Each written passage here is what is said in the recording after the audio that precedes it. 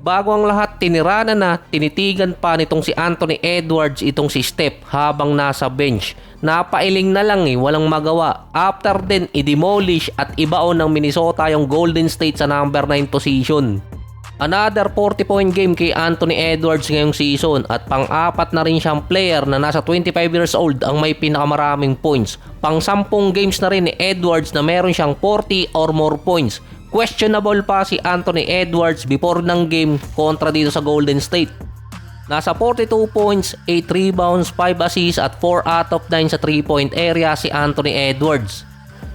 Gumamit na din ng big lineup yung Golden State, kaso si Al Horford na injured after magkaroon ng calf injury 5 minutes pa lang ng game. Si Draymond Green wala din dahil merong injury. Last minute siyang tinanggal sa lineup. Pero mostly ang reason kasi noon magkakaroon ng back-to-back game ang Golden State kontra sa Knicks at sa Wizards.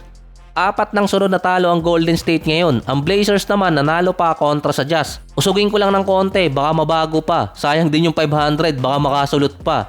Dahil panalo ang Blazers mula sa 25 points, 5 rebounds at 8 assists ni Holiday. At sa off the bench naman ni Scoot Henderson na mayroong 25 points, 5 rebounds at 3 assists.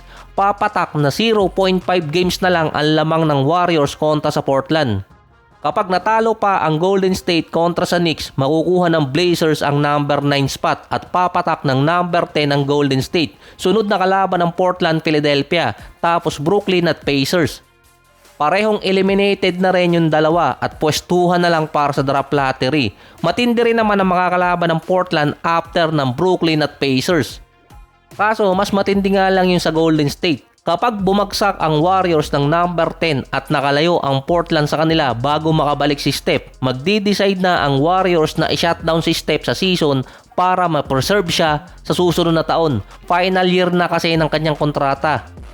Ito yung huling contract ni Steph na pinirmahan noong nakaraang taon, 62 million.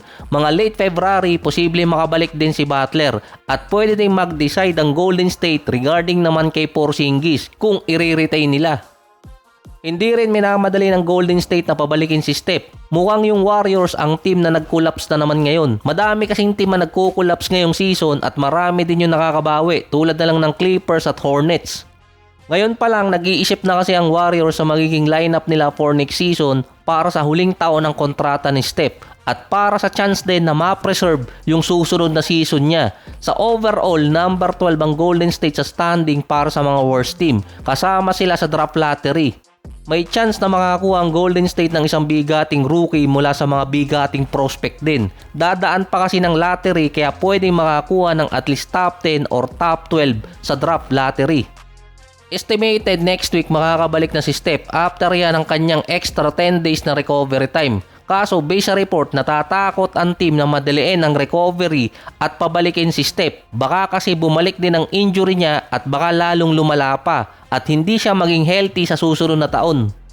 Si Draymond Green lang naman ang ayaw na mag-tank yung Golden State. Pero mula nung magkaroon ng injury itong si Jimmy Butler, parang humina yung ranking nila papasok ng playoffs. Kahit kasi makalusot sila sa play-ins, mahihirapan din sila sa mga makakalaban nilang team.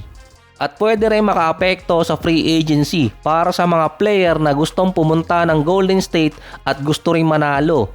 Isa pang reason doon kung bakit iniisip ng Warriors na i-shutdown na si Steph dahil sa Suns at Clippers.